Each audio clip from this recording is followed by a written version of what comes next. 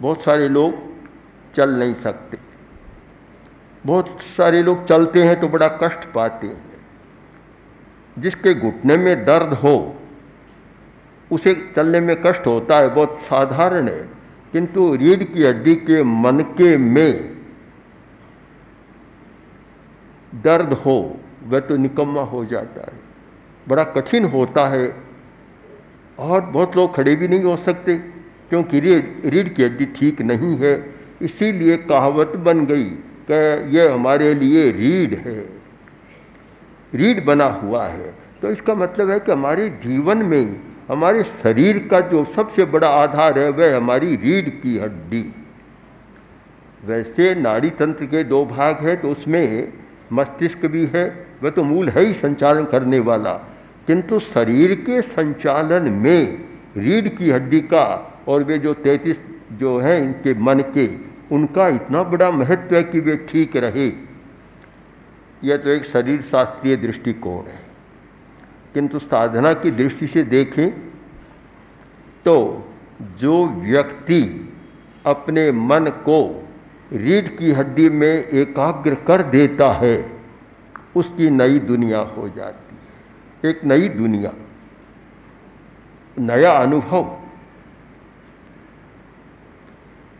कुछ वर्ष, बहुत वर्ष हो गए, प्रेक्षा ध्यान का शिविर था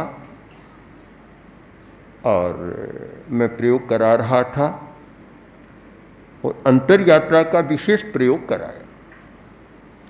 प्रयोग के बाद एक व्यक्ति बोला कि मुझे आज जितना सुख का अनुभव हुआ कभी नहीं हुआ।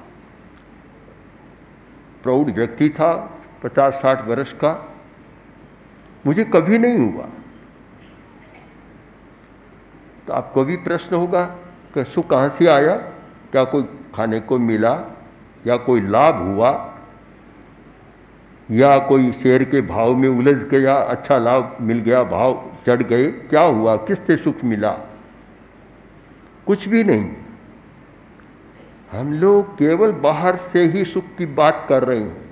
किंतु इस पर ध्यान दें कि सुख बाहर है कहाँ। बहुत गहराई से आप चिंतन करें।